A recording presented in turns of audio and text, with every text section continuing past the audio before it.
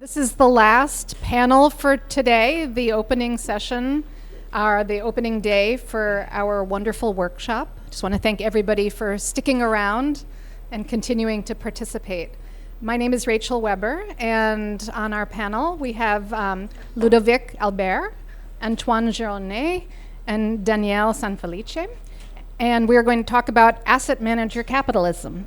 The organization of this panel is that Ludo and Antoine have recently published a book on the topic. So they're going to speak for about 35 minutes, followed by some comments from Danielle and from myself, and then we'll open it up for questions. And I'm just warning you that we may end a little bit early because look how beautiful, right? We only get a few more hours of sunlight, so we want to take advantage of this beautiful day. So without further ado. Boa tarde. Agradeço Daniel, Mera e todos os alunos por esse magnífico workshop em Niterói. And thanks also Rachel and Daniel for letting us opening this conversation. So what we are going to present today is our book, which is in French, unfortunately, for the moment, which is can be translated as The Urban Empire of Finance, in which... Attends, tu peux le faire parce que je bascule sur les deux. So sorry. So the book is called The Urban Empire of Finance, and it delves on the relationship between capital markets and urban production with a focus on real estate. We seek to make three contributions. First, empirical studies remain limited for a country like France, and this contrasts with the importance of its asset management industry at global scale, worldwide, and of its commercial real estate investment market as well. Now, along with works on the global south, it is an opportunity for us to open the range of case studies beyond the well-beaten tracks of the Anglo-American world. Secondly, we wanted to go beyond a series of articles that we had already published, and we opted for a longer format to get into a more comprehensive analysis. We are not claiming in this book that the financialization of the built environment is taking place in all French cities. But what we contend is that it is a process that needs to be understood and considered as a totality. When form follows cash flow, not only does it transform cityscapes, but also the governments of metropolitan city regions, the content of urban policies, and even the contestations and the resistances that are rescaled at transnational levels. Hence the book format. And lastly, and more to the point with today's concern, at a theoretical level, the book revisits classical Marxian works on the urbanization of capital by using the emerging concept of asset manager capitalism, which was coined by political economist Benjamin Brown. So the concept seeks to capture a new corporate governance regime epitomized in the exchange traded funds market, so-called ETFs. And what Benjamin Brown observes is how ETFs markets allowed the big three asset managers, namely BlackRock, Vanguard, and State Street, to replace retail and institutional investors, and in particular to replace pension funds in the shareholding structure of US firms. Now, as the asset management industry predominates, current financialized capitalism is better understood as asset manager capitalism, according to Benjamin Brown. And this type of capitalism, asset manager capitalism, has three distinctive features according to him. First, there is an intense economic concentration of capital within the hands of those big three asset management companies. Second, we observe the rise of universal ownership. And this has a consequence because the big three now hold power over entire economic sectors because they have to invest across the board. But as a consequence, they have less corporate control over each individual firm since they cannot exert their structural power to exit when they want because they have to invest across the board.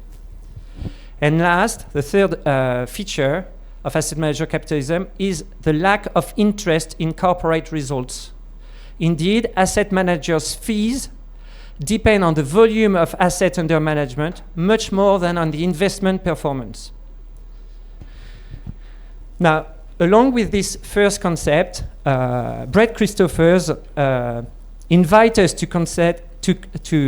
conceive asset manager society, which is a sort of complement. And the idea with Brett Christophers is to direct our attention not on the governance of US firms, but on the investments in so-called alternative real assets. These can be housing, farmlands, various infrastructure like transport, water, schools or hospitals, which all constitute the basis of our society according to Brett Christopher. This means to look not at passive management investment strategy like with ETFs, and to concentrate on much more active management strategies, and thus to pay attention to different types of asset managers. In other words, we look more at Blackstone than at BlackRock. That is, to those asset managers that explore short-termist, rent-extractive practices in real assets. Now, we are sympathetic, yes, we are, although I can't say it, we are sympathetic with this perspective, although we differ in the research approach, in the methods, and in the scopes of invested objects. If only because the asset management sector does not stop at social reproduction functions like housing or schools. They also invest in offices or logistics parks, as you would know in Brazil actually, and these activities pertain to the production sphere. Now, the scholarship on asset management capitalism is still very much in its infancy. To develop it, we're trying to combine a set of different approaches found in the study of financialization, as it is distinguished by sociologist F. Chiapello. And we combine it with a more geographical perspective. So let me try and explain this. In spite of their differences, the combination between internalist and externalist approaches that are found in cultural economy and political economy, respectively, is required. It is difficult, indeed, to understand how and why the micro-level practices of investment, and in particular the investor's point of view, how does it impose itself in historically preserved social worlds without looking and taking into account the dominant position of market finance in contemporary political economy. So the micro level needs to be inserted into macro political economy shifts. In return, if we want to identify and track the effects of those systemic or structural power relations, we need to zoom in and study the mundane practices and representations of market finance actors. Hence, go back at the micro level. This allows one to analyze the circulations of the norms and expectations of asset managers through the power relations that finance maintains with other usual suspects involved in the production of space. For instance, property developers or local governments. Now, by dissecting the forms of these power relations, maybe it's alliances, sometimes it's resistances, and by looking at the objects and the outputs, we are in a position to reveal how finance reorganizes their logics and scales and builds an urban empire for itself. Furthermore, and following José Corpato and Olivier's contribution, we seek to move beyond a rudimentary, so I quote them, a rudimentary, if not entirely metaphorical conception of space, which is present in many social science accounts of financialization. We do so by analyzing the spatial distribution of asset management firms, their role in the production of urban space, and the political rescaling involved in the contemporary unfolding of asset manager capitalism. This will complement Brown's analysis, but also Christopher's asset manager society, who both remain at a distance from socio-spatial outputs. The book is based on a long series of empirical research on France since 2012, and it demonstrates, that's the thesis of the book, the power of real estate asset manager and how it lies at the intersection of two industries, to start with, namely between finance and real estate, as the asset management industry plays a pivotal role in channeling capital from financial markets towards land and building ownership, and how those asset managers translate categories of risk, return, and liquidity into locations, land uses, spatial forms, and back and forth. Furthermore, asset managers are also key in bridging multiple scales, from the global circulation of capital to local systems of urban governance, including a set of national regulations. In the remainder of the talk, we try to answer three main questions. First, how does the accumulation by real estate asset management firms work, from capital collection to the actual production of buildings, and with what consequences on wealth inequalities? Secondly, we ask what are asset managers' calculative practices and logics, and how does it shape socio-spatial outcomes? And lastly, how do asset managers transform the multiscalar politics of urban spaces and the state itself? And then we'll take a short time to conclude on the theoretical discussion, both on the urbanization of capital and on the concept of asset management capitalism. Thanks, Ludo. So the book provides a comprehensive analysis of the history and organization of the real estate asset management industry, which we define as financial intermediaries involved in the sourcing of capital on financial markets and its allocation to real estate. So in a nutshell, three main types of actors can be distinguished. Some institutional investors first have developed their own in-house real estate services. So think of large insurance companies like Generali, Allianz, some sovereign wealth funds like the Canadian CDP or Qatar Investment Authority. So these institutional investors still have their in-house real estate departments. However, around 85% of assets under management at the global level is now delegated to specialized real estate asset managers. So secondly, we have third-party asset management companies whose history is either located in real estate or in the banking and insurance sector, some of which actually date back from the 19th century in France. And in addition to that, and in actually contradistinction to Christopher's, we also consider property trusts like listed real estate investment trust, REITs, as asset managers, because our empirical analysis reveals that they are essentially doing the same job as asset management companies. So this real estate asset management business, we claim, achieves an industrial treatment of financial capital. We observe a very fine-grained division of labor within each corporation, but also across the sector. And what we would like also to underline, more importantly, is that there is a very strong concentration of the industry that takes on three dimensions. First, the industry centralizes financial capital on a massive scale, with the asset under management now totaling more than 10 trillion USD worldwide, and as you can see in France, a skyrocketing growth in value over the past 10 years. Second, similarly to the case of the big three studied by Brown, what we see is that the industry itself is highly concentrated. So you have a very limited number of asset management corporations which are handling most of the investments. Last but not least, such concentration is not only economic, but it's also spatial. The real estate asset management industry is indeed polarized in a calculative milieu, to quote again from Olivier's work, which is based in the western district of central Paris. Oftentimes, so these firms are actually oftentimes operating from a few streets apart. So the book argues that the whole real estate asset management industry is geared towards rent extraction through real estate and sometimes financial markets. So basically, asset managers, they control the vehicle on the center in which institutional and retail investors park their money.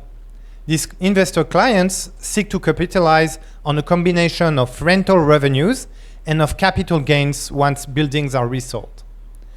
But instead of directly investing in real estate, they delegate their capital and its management to these corporations, who charge them for their services on account of their self-claimed expertise and knowledge of the local, very localized real estate markets.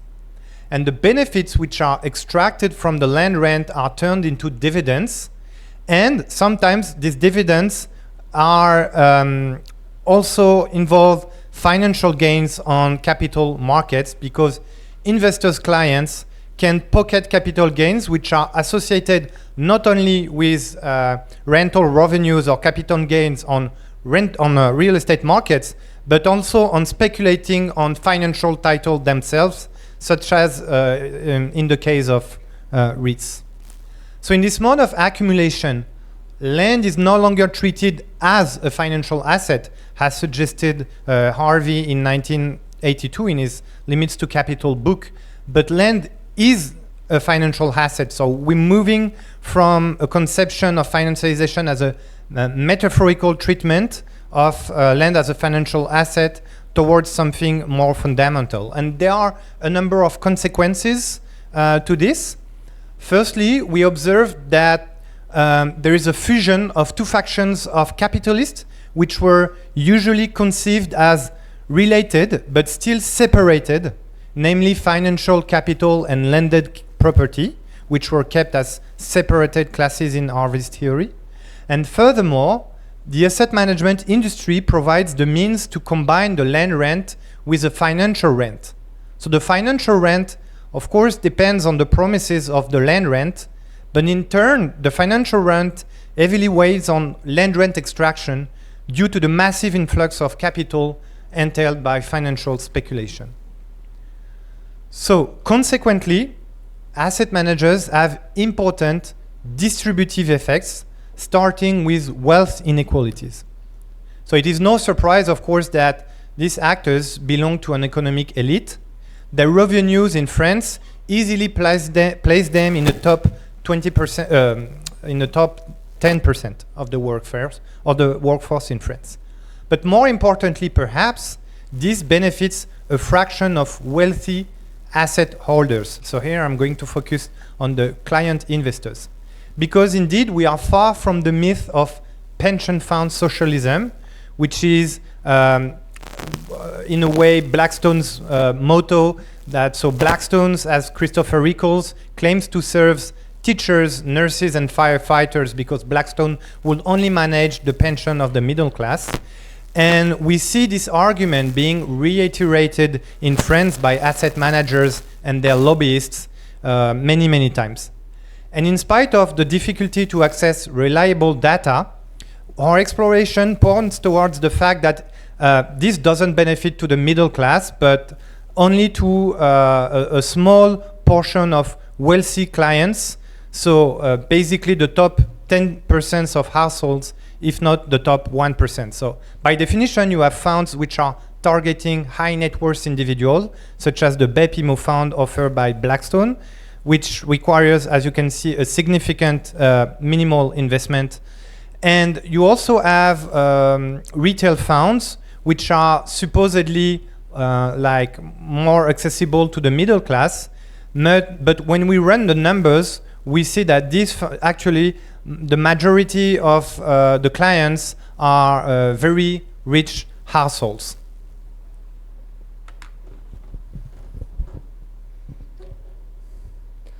Now, at this stage, what we would like to show you is how the asset management sector is playing a very active role, not only in distributing economic wealth, but also in transforming urban spaces and communities. So we are turning to socio-spatial outputs. But first, we rely on economic sociology to study finance at work, that is at a very micro level. We use the acquisition of the Flavia office building, which is located in the Paris city region, by an asset management company named Periol AM, which works on behalf of a fund called PFO2. It's a real estate fund. And in a nutshell, when we look at what Periol asset managers do on a daily basis, when they look at this building, it's that they translate abstract financial categories of risk, return, and liquidity into a selection of material and social features of the building and vice versa. For instance, they work to demonstrate that the location, not too far from Paris, the age of the building or its size, and that the quality of the tenants are, if not risk-free, at least risk-less, because the PFO2 real estate fund is supposedly a core fund that seeks low risk exposure. In other words, asset managers operate a financial reordering of different material and social features of urban spaces in order to insert this tract of land, this building and its tenants into the geographical and temporal horizons of their investor clients. Now, this financial reordering is achieved within each firm where the professionals use calculative techniques that brings future revenues in the present, like the net present value calculation technique. At the level of the asset management teams still within the firm, these calculations are caught into a number of narratives that propagate imagined futures to echo Jens Becker's reflection. However, what is striking is the similarity of investment decisions across the sector at a meso level this time. And this reflects how asset management professionals share similar understandings on both value calculation methods, but also on the investment script that underlie their hypothesis.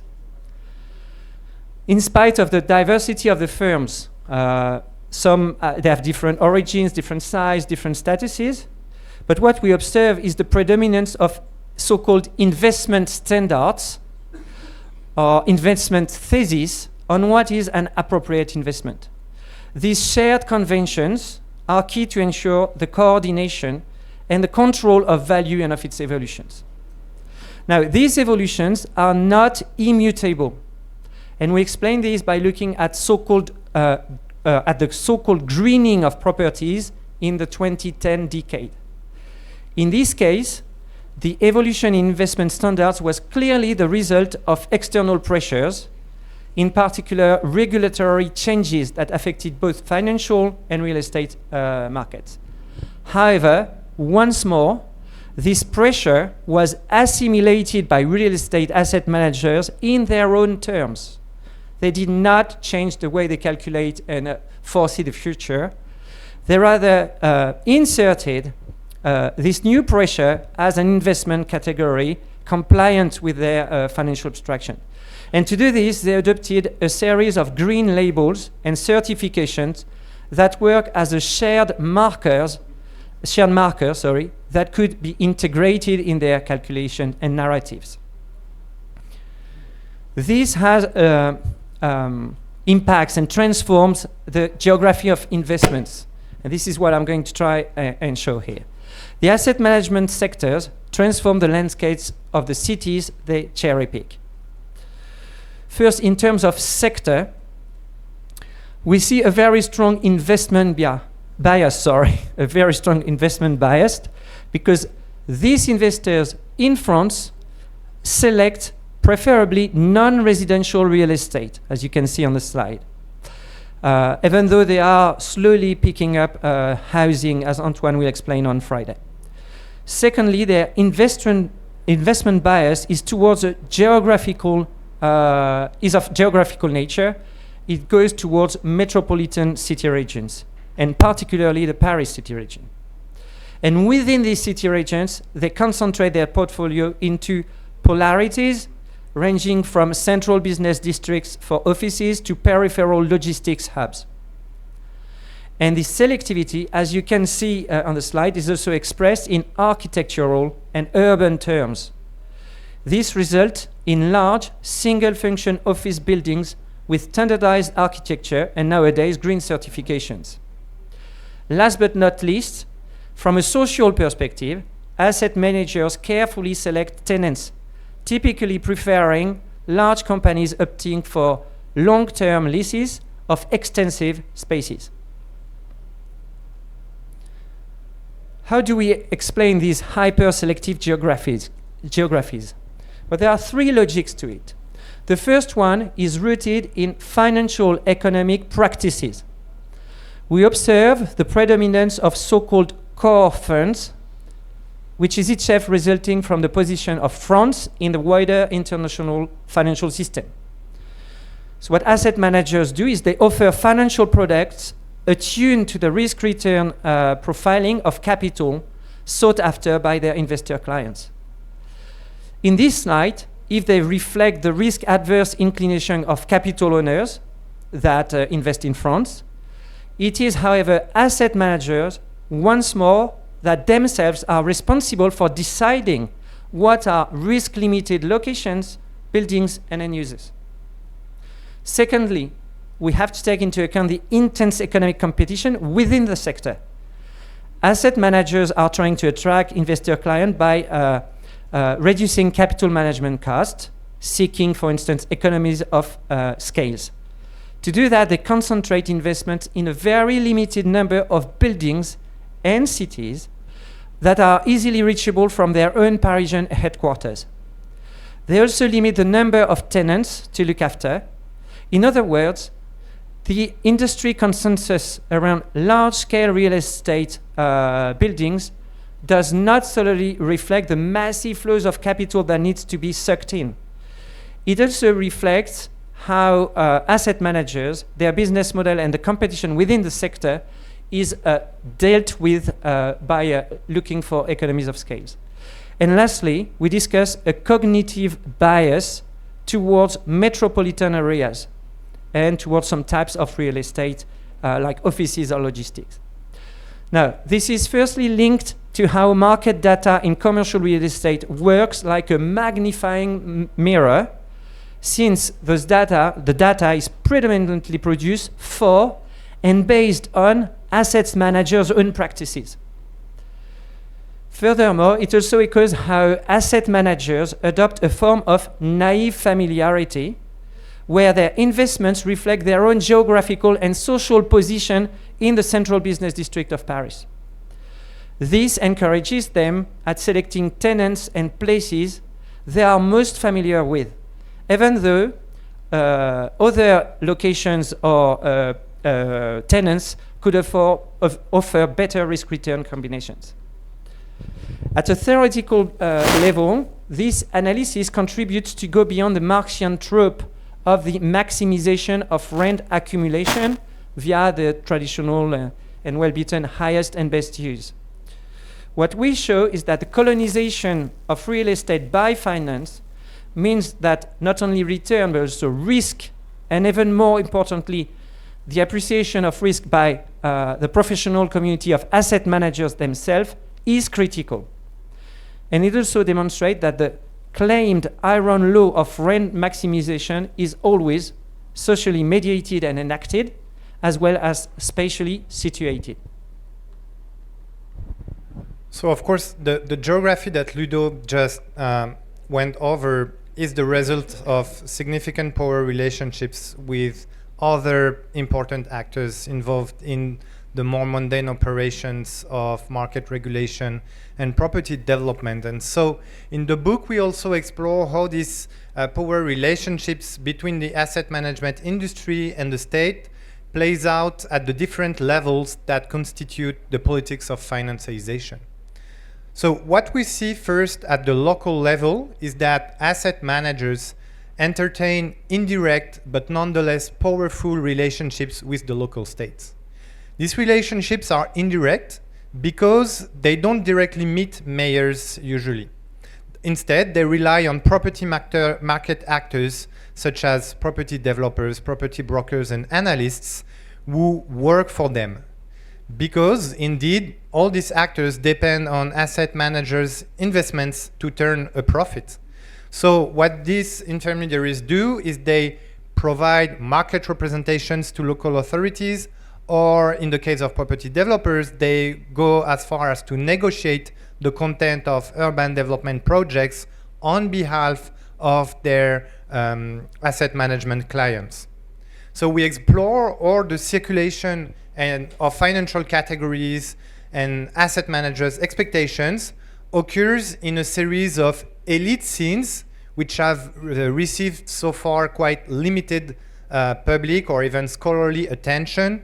So we analyze, for example, local real estate observatories, or we also observe property fairs like the MIPIM. And in some cases, and this connects with the previous session, we show how growth coalitions become financialized to the extent that their purpose and the composition of the coalition is geared towards the attraction of asset managers. So in other words, only property developers or landowners that are able to mobilize resources that meet the categories of asset managers and criteria are involved in these coalitions. This contrasts with other observations which were made in the US.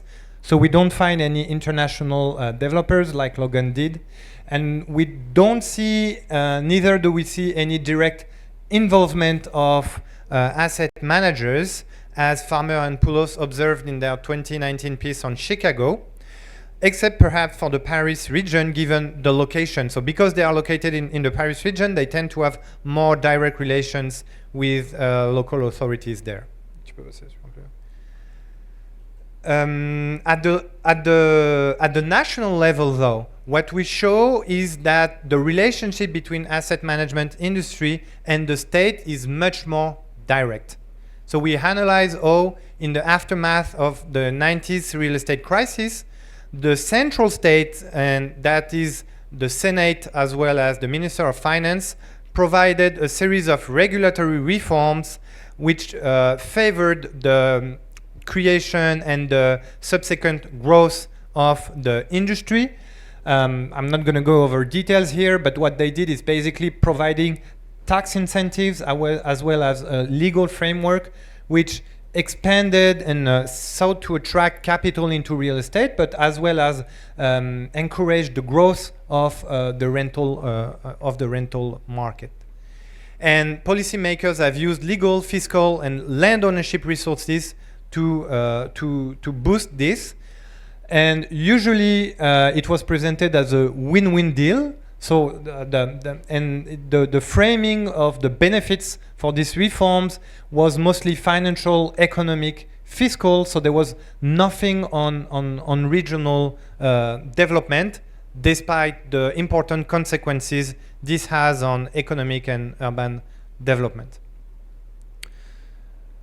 Such evolutions were the results of a joint production with the industry, with a lot of lobbying at the central level. So we go over a series of quick vignettes, which I'm not going to detail here. But we show that the lobbying was generated a series of favorable reforms, but the industry was also able to cancel what they saw as adverse reforms that would go against their interests. Last but not least, we analyze how asset management capitalism does not only result in the transformation of politics, but also of policies and ultimately of the state.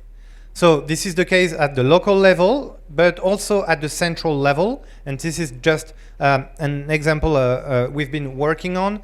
So basically, in order to encourage financial institutions and especially insurance companies to finance affordable housing, the state itself has turned into an asset manager, meaning that the public financial institution, the Caisse des Dépôts, has created a series of funds which are and has hired professionals from the private sectors with skills in real estate asset management and used future-oriented calculation like net present value to attract capital from insurance company to provide initially the provision of intermediary housing, but then this has developed into many different types of housing. And by way of conclusion, quite quickly, because we're running out of time, we would like to discuss two main questions. So the first one is on the role of asset managers in the urbanization of capital. So if we know that in general terms, land and real estate markets revolve around the extraction of the land rent, we show that such extractive practices, in our case, are informed by the very categories and abstractions of capital market finance. So this exposes urban spaces to a form of financial reordering.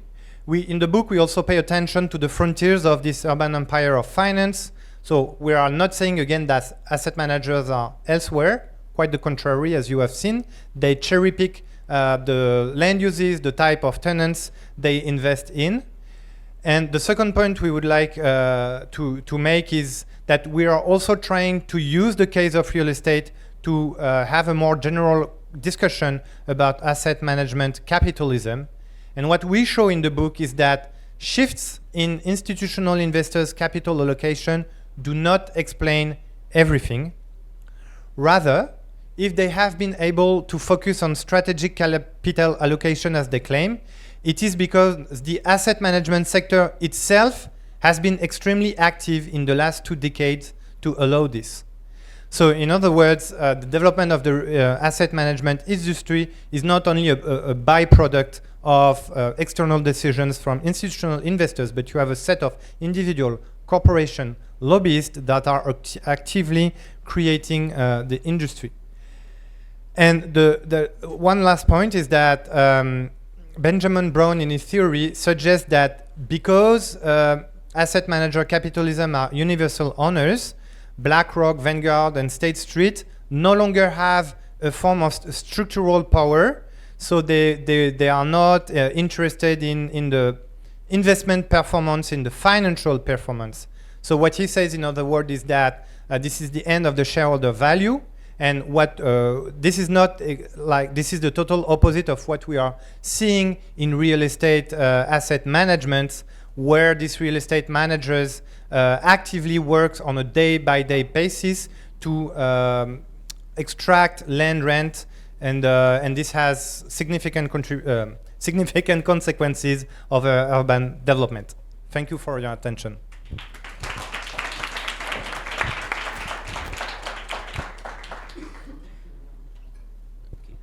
I can start. Okay.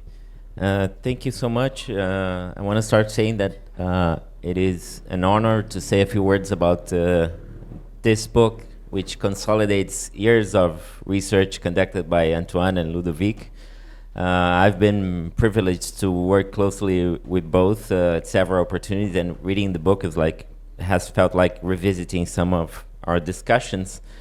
That doesn't mean the book, doesn't bring novelty in relation to what was previously published by the authors. In fact, I think that it adds value to the discussion on asset management capitalism by refining and developing conceptual notions that were still scattered across writings or not fully explored. So I want to talk about 2 of those ideas that are in the book and try to connect with some of the research I've done in Brazil in collaboration with colleagues, after which I can pose 1 or 2 questions. So the first, I think, is the idea, of course, of financial infrastructure, which has become also a central idea to our own network. And I think in the book, the idea has gained shape and substance through a close examination of its components, including the main actors and the social technical tools they deploy. So I think the book conveys clearly and explores deeply the idea that financial infrastructures are socially constructed and imbued with power. So financial actors are not passive components that simply shift money from one place or sector to the next according to objective criteria, but they actively shape both the criteria and the institutional environment under which their decisions are made. And I selected a small quote from the book itself that I translated, where they say, like, the system, such system must be constantly built and maintained by political and economic actors so as not to collapse. Here it has something in common with ordinary infrastructures such as water and electricity networks, which are hardly visible in everyday life except in the case of major crisis. It contributes to stabilizing social practices and even extending their domain at the expense of other forms of financing. And finally, it calibrates that which is put into circulation, in this case, capital. And such calibration can be understood as a result of a set of power relationships among actors with a variety of interests and who gradually give shape to capital. So the concept of financial infrastructure has a clear treatment in the institutional treatment in the book, but one in which power relations are at the very heart of conceptualization. Since it is the power of financial actors that constantly reshapes the institutional order through collectively produced conventions, through socio-technical tools and calculation techniques, and through lobbying actions. And the second idea that is present in the beginning of the book, and it's closely related to the first, is the idea of variegated financialization, which is not, let's say, not explicitly used throughout the book or explicitly theorized except in the first pages, but it's certainly implicit in the institutional approach the authors have developed. And I think this is particularly important if you want to have a more comparative look at the issue of asset manager capitalism, which is kind of what we are doing here today and the following days. So in other words, if institutions are embedded in power relations, and if these relations are constantly being reshaped by actors in their power struggles, then different contexts give rise to different institutional configurations. And here I want to bring to discussion two issues brought up in the book and draw some parallels with the research I've conducted in Brazil with collaborators such as Mayra and Lucia and others. So the first idea that I think it's important in the book is how the actors, they wield influence to shape institutions and then entrench their nodal position within the financial infrastructure. And the book shows how not only how the state uses its regulatory and fiscal capacity to de-risk assets backed by property, but more than that, it shows how policy orientation is increasingly molded by power relations between the asset management industry and the state actors.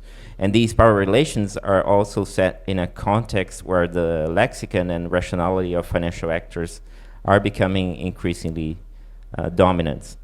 So two pieces of research we've conducted here in Brazil also resonates their findings in France. One with Lucia, where we studied the international property consultancies and their role in disseminating rationalities and calculative techniques that help align property investment with the world of finance.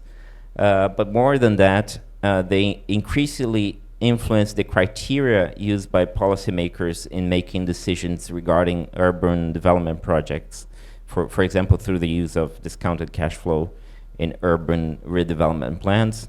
And the second concerns research I conducted with Mayra on the regulatory arrangements affecting pension funds and their property investments, where we've shown that asset management firms were instrumental in passing a regulation that prohibits direct investment in property by pension funds, with the justification that pension funds do not have the expertise to invest in property, And then this favored, of course, the REIT industry, which now increasingly manages the property investments of pension funds.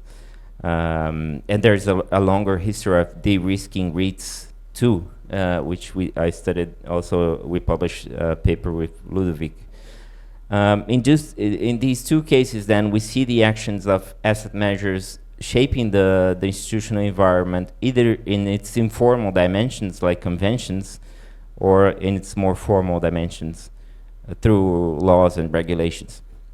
And the second idea is how financial actors may vary, not only reflecting the institutional context, but also in view of their business model. In other words, the idea that not all financial actors are the same, and that this has implications for how we predict their investment strategies and may want to regulate their actions.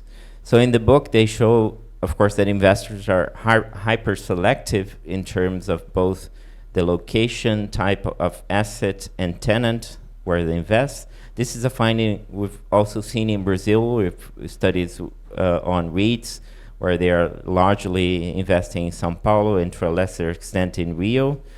And the assets in which they invest are always a very limited range of assets. But the book also brings up Rachel's idea of an asset assembly line constituted by a range of different types of actors working side by side along an investment chain to turn the built environment into an investment asset. So, and this also has some resonance with some of the work we are doing here in our research. We use the concept of investment value chain to explore and stress the different strategies, the different type of investors that collaborate along this chain and follow varied investment strategies. In particular, we show that both regulatory and organizational characteristics, like whether an asset manager can issue debt, what type of shareholder they have, affect the investment strategy and the way investors' preferences are shaped in terms of risk and return. So uncovering this relationship among actors along this asset assembly line and how investment strategies change as these relations change is thus a key task to understand the impacts of the asset manager industry on the urban built environment. So I'll end with two questions that play with the internalist externalist opposition inside the book. I want to know if you could say a few more words about how do you see the power relationship among financial actors within the financial infrastructure. That is, how did the asset managers slowly but continuously displaced banks and other more traditional finance actors to entrench their position in the financial infrastructure? If you have some more to say about that, and also you give a lot of emphasis on the idea that asset managers have the upper hand on these coalitions, urban coalitions, and I wanted to know if you could say a little bit more about the role of developers and whether and to what extent they may have in some contexts the upper hand over asset managers in some specific contexts. And I remember the work that Ludovic did in India, where actually developers, had more control of the flows of money and the coalition than was the case of asset managers. So that's it. Thank you.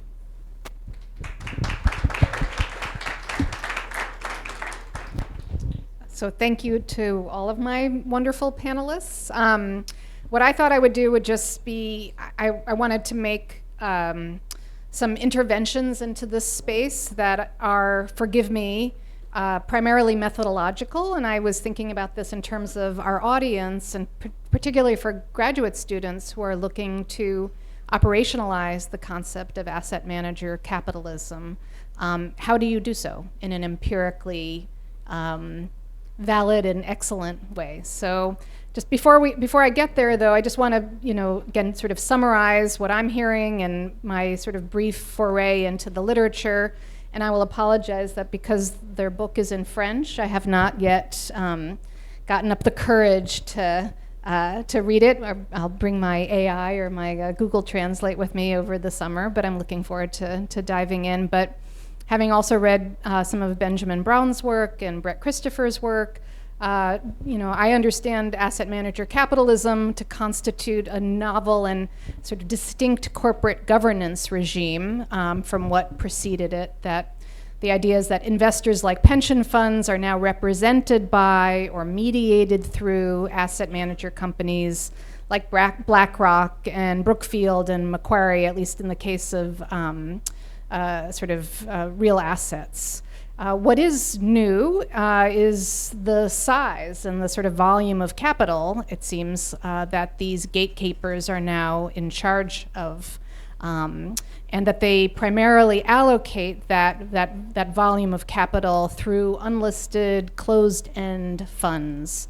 Ludo and Antoine used the word or the phrase universal owners, because they hold diversified portfolios that include things like the things we study, real assets like housing and utilities and toll roads, what Christopher's calls the infrastructures of social reproduction, as well as owning the sort of traditional things that asset managers directed capital to, like corporate equities. And in the case of the real assets, the day-to-day operations, and I think this may be part of the sort of puzzle of understanding control and influence, the day-to-day operations are generally left to third parties. So again, my interventions into this space are, like I say, sort of primarily methodological, which I think is a good place to start when sort of confronted with a new concept or construct.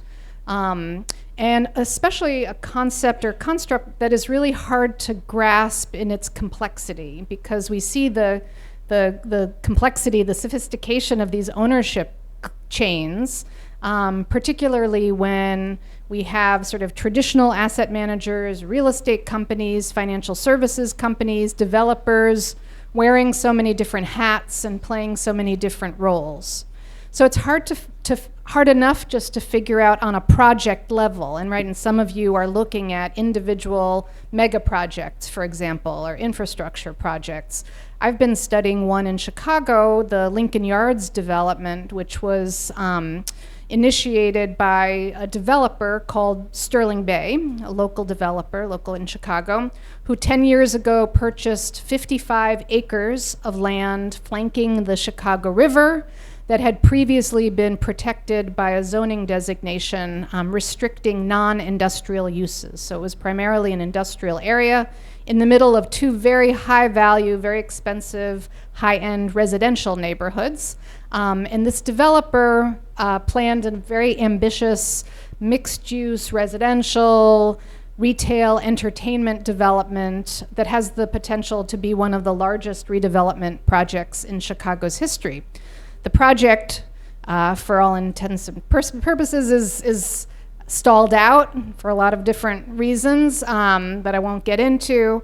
But in order to purchase the land initially, Sterling Bay raised capital through the creation of different investment funds, which attracted institutional investors like university endowment funds, pension funds, sovereign wealth funds. And the developer, acting as an asset manager, was able to pocket the fees for also managing the fund. So not only did it raise capital in that way, but it also sort of took money acted as an asset manager. It also entered into joint ventures, which you could argue are a form of sort of common ownership or kind of consolidated ownership with a private equity firm out of Texas as well as one of the biggies, JP Morgan asset management funds. So just being able to understand what's going on at the project level has been very complicated. Now multiply that one project into 1,000, just to try to get or thousands or millions, right? The complexity of ownership claims and chains means that we need ways of characterizing who owns what and who influences not just one project, but an entire market. So a regional one like the Paris metro region, or a national market, or global markets for particular kinds of assets, like student housing. So it can be very difficult to, as they say, follow the money. In doing so, we have to distinguish, I think, between market concentration and common ownership. So to determine if a particular market, like the Paris region, is dominated by asset managers, the boundaries of that market, the spatial boundaries of that market must first be set. And then we have to look at the structure of that market, right? The kind of what traditional economic geographers have done in understanding the shares or the percentages of either value or number of units or number of projects that are held in a particular market by particular firms. Just want to mention here the work of Renee Tapp and Rick Pizer, who used something called the Herfindahl-Hirschman Index, which is something commonly used in sort of the antitrust world and sort of in economics. It's, I don't want to get into too much, but it's the sum of the squared shares for all sort of providers or sellers in a particular industry. And they use this index, this HHI index, to determine the degree of market concentration in different regional housing markets across the United States. And in antitrust law in the United States, there's a kind of threshold, HHI, above which you can say confidently that one or two or three or a few firms are really dominating. So it helps you to sort of empirically validate or verify this idea of market concentration. So common ownership is a little different, but it's related. It describes the fact that many owners are themselves fractionally owned by different actors. So sometimes this is called horizontal shareholding. So investors own shares in their competitors. In real estate, again, we see a lot of joint ventures between two firms, like I just mentioned, Sterling Bay and JP Morgan Asset Management, or when an asset manager like BlackRock owns shares in Vanguard, another asset manager. So the danger here is, and the reason why this sort of area of research has really been dominated by legal scholars and economists, is that there's fear that that firms will compete less vigorously with each other if they are all part of the same sort of family, right? Because cutting prices will mean cutting into their own profits. Some scholars have used social network analysis to determine which firms sort of float to the top of these investment chains by owning pieces of their competitors. So they found ways of both sort of quantitatively and sort of visually sort of characterizing these sort of kind of inbred types of relationships. So analyzing market power, whether it's sort of an oligopoly, like the kind I think that Ludo and Antoine are describing, or monopolies, requires different kinds of methods that are tuned to these sort of new forms of either financial alchemy, new forms of capture, and these complex webs of relationships that create concentrated power. We might find, for example, in a particular market that asset managers haven't completely crowded out other forms of ownership and control of the built environment. Even Christophers admits that real assets are actually a very tiny part of assets under management, or AUM, which is sort of the metric used to describe asset managers and sort of who's the top dog, right? Is to have the highest volume of assets under management. And he also found that many of the big players in corporate equities, the big sort of asset managers, really play no role in alternative asset classes like housing and utilities and infrastructure. It's possible that what we are seeing are just sort of segmented markets, and that asset managers operate alongside other investment and corporate governance regimes. For example, there can still be highly patrimonial regimes, ones where family empires sort of are more important and sort of wealth is gained through inheritance. Like, he who shall not be named, our former president, Donald Trump and his company, the Trump Organization. Or there can be more parochial kinds of investment regimes, particularly in second and third tier cities, where regional banks may have most of the control. So identifying these sort of other forms of ownership that may not conform to the asset manager capitalism sort of model seems like an equally important task.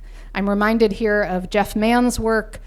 He said that derivatives are just another, albeit more sophisticated, way of mystifying the commodity form, and perhaps the same could be said of asset manager capitalism. My second and last sort of methodological intervention is questioning sort of how do we measure the supposedly insidious effects of asset manager capitalism.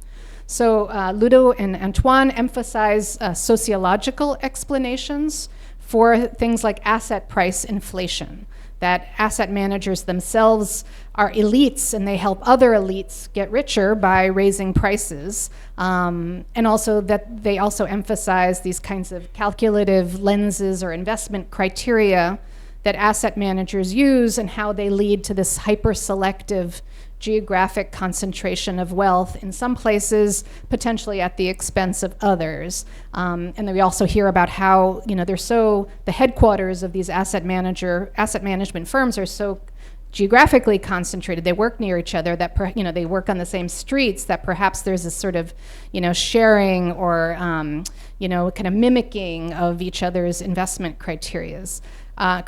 Political economists tend to focus less on these kinds of sociological explanations for asset inflation and more on issues of market structure.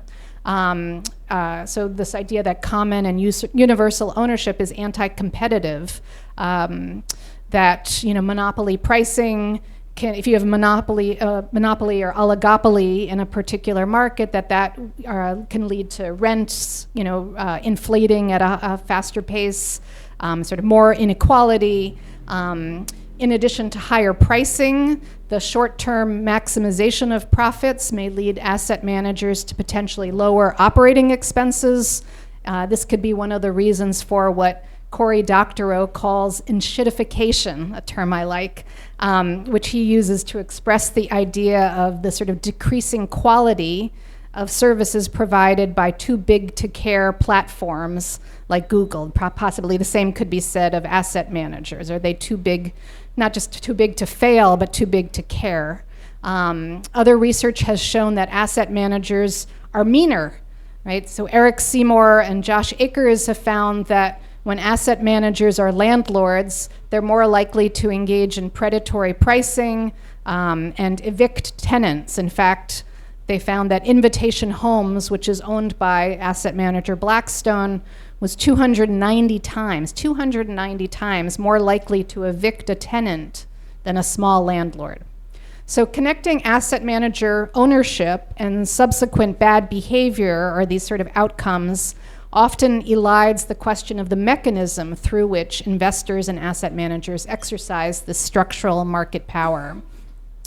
So Braun said that investors are passive and that asset managers are economically disinterested intermediaries. Their model is more to compete for assets under management and extract management fees from them rather than to emphasize, internal rates of return. And others, like Ludo and Antoine, have argued that they take a more active investment stance compared to dispersed and disorganized shareholders who exert little power over corporate management.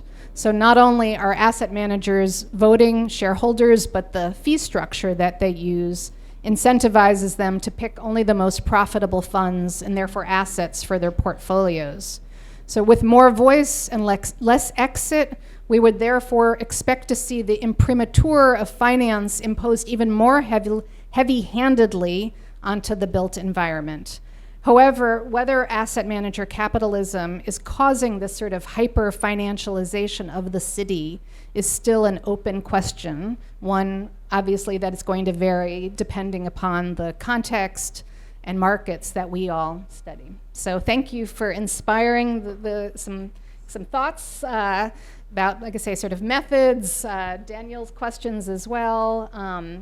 We now have some time to open it up for questions from the audience. I think that maybe makes more sense than you responding. No, that's fine. Okay. All right. And I don't know if this is.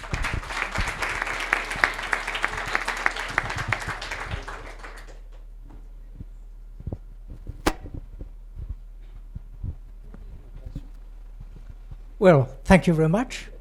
I'm very happy about this book. As you said, I think it's very important to have once all what we have been doing during all these years collected in one book. It's also very useful for the students, I think, because to give papers to students is difficult. If we have a book like that, I think it's very well. Thank you very much. So just a certain number of reactions. I try to be very short because I could speak a lot about all what you have said. So thank you very much for underlying very much these the self-conventions that these financiers, these asset managers have developed. I think it's very important to understand that. This milieu, thank you for having used the calculative milieu concept. I thought it was dead for a long time, but yes. So thank you very much to have resuscitated this concept. So it's very interesting to understand that the way financiers calculate, for example, profits is totally different of the way other people they find profits, and nobody asks that question. And in fact, these are incomparable ways of calculating, and so it's a really self-defined milieu, and it's very interesting to see that nobody really opens the box in order to understand on what this power is is built. So this is the first element. The second element I wanted to underline. Ludovic, you came to this question of the power of asset managers in companies or in funds, or also racial. I think it's a very important issue, because we know that it's a dilemma, because asset managers are that kind of people that know nearly nothing about everything, okay? And so when they come into a fund and they invest in somewhere, they have the choice of choosing voice and to put a lot of money, but you need to have some credibility to do that, and to have some knowledge, some expertise. So which can be a problem, okay? Because they have also to diversify their investments. So it's a dilemma. The other possibility consists in having just some money in many funds, which means to have no power, except the exit, but it's a very weak power, okay? So I think this is very important because it shows that asset managers are far from being that strong. Far from being that strong. I mean, it's mainly a position of intermediary that they manage to get in many ways through the kind of a smoke which is put in front of their real expertise. I'm a little bit provocative, of course, but I would like to listen to what you have to say about that. So another element which is, in my opinion, very important is of course, we know that real estate has been invested, it has been caught by asset managers, mainly after the crisis of 2001, because investors wanted riskless, and you've spoken about that question of risk. Riskless investment, why? Why? Because in the portfolio theory, if you have assets with very low risks, it means that on the other side, you can take more and more risks. That's the interest of real estate, to have real estate in your portfolio, okay? So there is a kind of logic which, to have more real estate allows you to be more risky in many other sectors. And that was the basic idea, in my opinion, why the real estate sector has been financialized. And finally, there is an idea which I think it's a very interesting research hypothesis, that question today of the articulation between, let's say, entrepreneurialism on the one side, and the question of production and the rents that are developed in the sector of production, and on the other hand, that question of the urban rent. I mean, with the rents of real estate. And today, that convergence and perhaps articulation of two types of class, okay, the bourgeoisie, entrepreneurial bourgeoisie on one hand, and the landowners on the other, aren't we seeing today some kind of convergence and articulation between these ways of doing? And, okay. Thank you. More questions?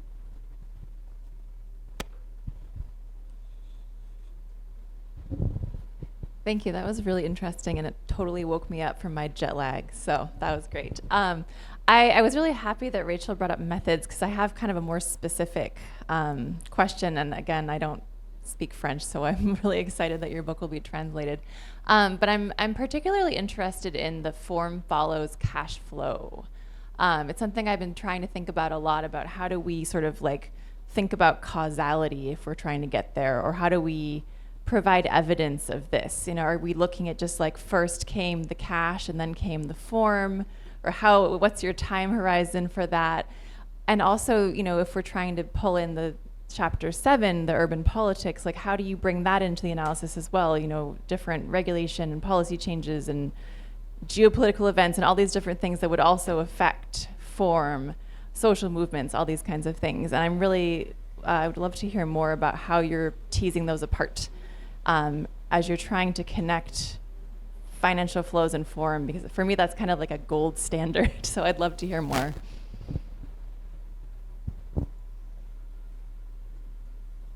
More questions? Hi. Okay, I have a question about fee. Fee is the payment in this asset society. So this idea appears in my own research, my PhD research. So I would like to understand how do you address this the idea of fee theoretically, because in my opinion there is a problem agents, typical problem agents problem here. So the fee is calculated on basis of the asset under management, and the price of this amount of assets is an abstract idea. So how these asset managers discuss this idea of fees, their remuneration, with the people who have the bonds and the investment in this kind of vehicle? And my other question is about the cognitive and the territory bias that you told. I ask methodologically because I think, at least here in Brazil, we have a difficulty to access the whole spectrum of financial investment in real estate sector. So only a part of this investment is public. So there is this, actually happens this bias, or only what we're seeing is concentrated in these metropolitan areas. So how do you understand these questions methodologically? Thank you. More?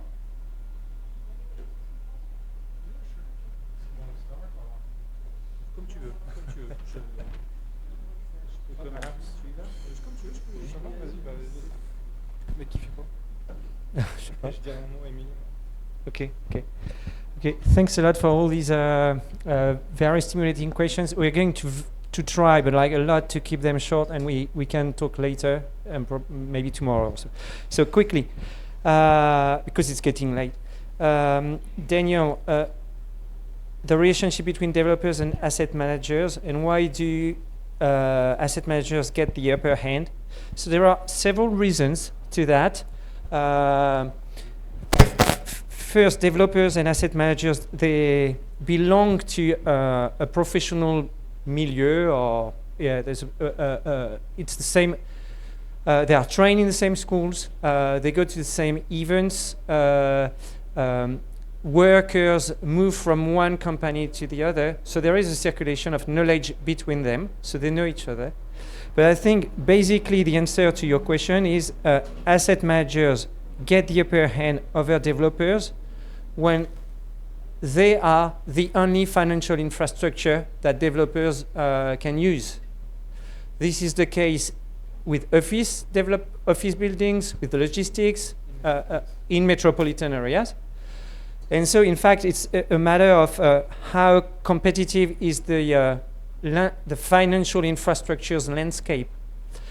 In housing, maybe you'll talk about it on Friday, developers have several financial infrastructures to use. And in that case, in France, asset managers do not get the upper hand, really. They have to fight their ways to impose their criteria on developers. I will not answer or discuss everything you said, Olivier, but there's just this one point where you are actually saying that our book means nothing because real estate asset managers have no power at all.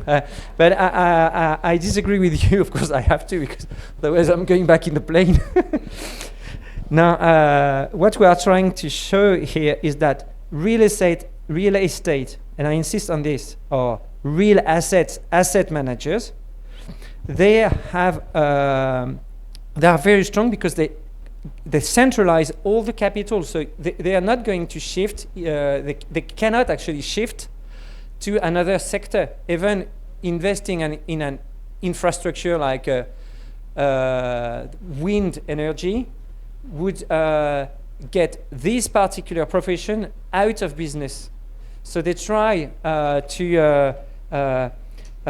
through their active strategies to hold that power. And this is the entire idea, is to keep on convincing those investment funds, like institutional investors, to keep on trusting them based on their expertise.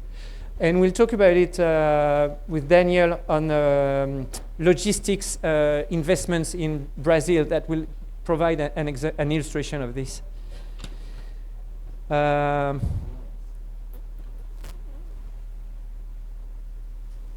Yes, maybe the principal agent dilemma you mentioned.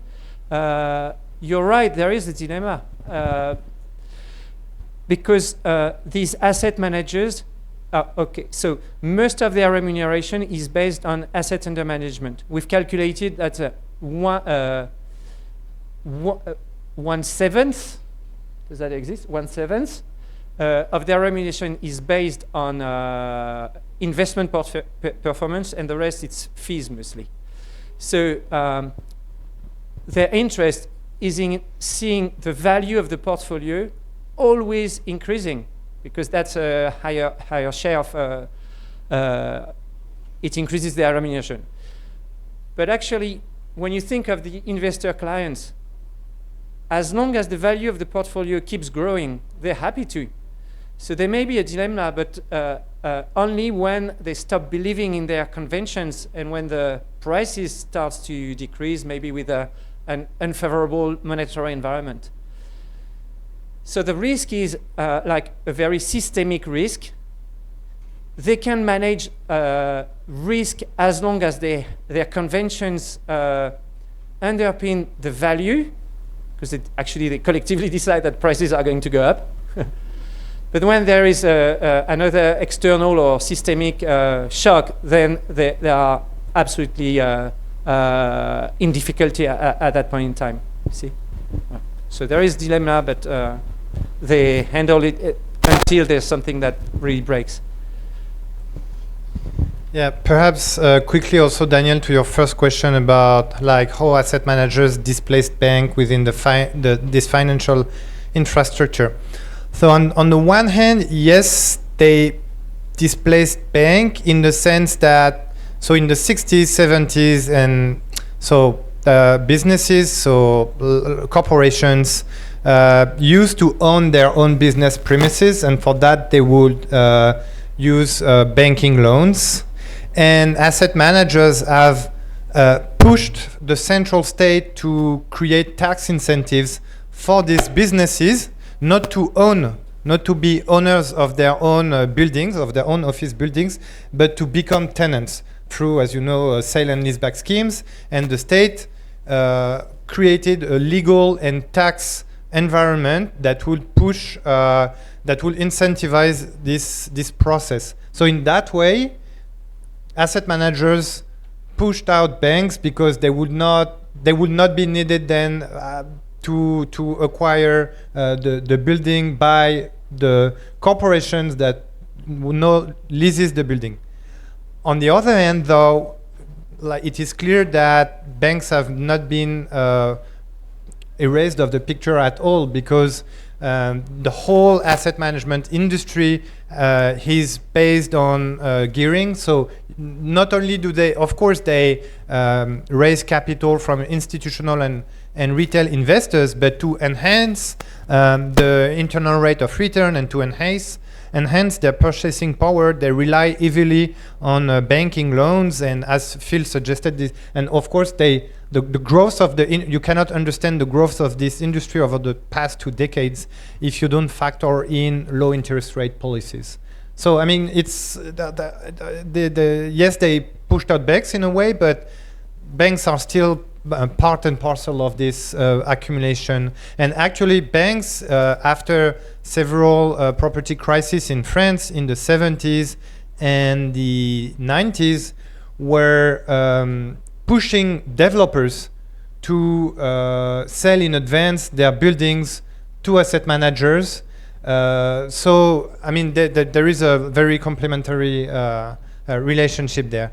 So, Emily, about the form follows cash flow. So, quite quickly, so the way we operationalize this, so first, obviously, it's more qualitative research, and there are 2 sides to this, I will say. So, the idea was to first, through an industry approach, to understand what were the main investment criteria across the asset management industry. And the more we met asset managers, we realized that despite the diversity, so for example, between a real estate investment trust and an investment fund, they look for the same properties, same locations, same tenants. I mean, of course, you have some differences, but overall, there is a very strong uniformity across the whole industry, and they have very selective investment standards. And once we established that, the idea was through case studies to look how these investment criteria, so how, for example, the fact that asset managers tend to favor large-scale, single-use office buildings circulate across what Rachel calls the asset assembly line. So what do developers do with this? And when we met developers, we realized that they perfectly know what these asset managers want, because this is the people they're going to sell the building to. And so it was striking. Sometimes we were doing interviews with property developers, and if we closed our eyes, you didn't know if you were speaking to a property developer or an asset manager. I mean, the line is very, very thin there.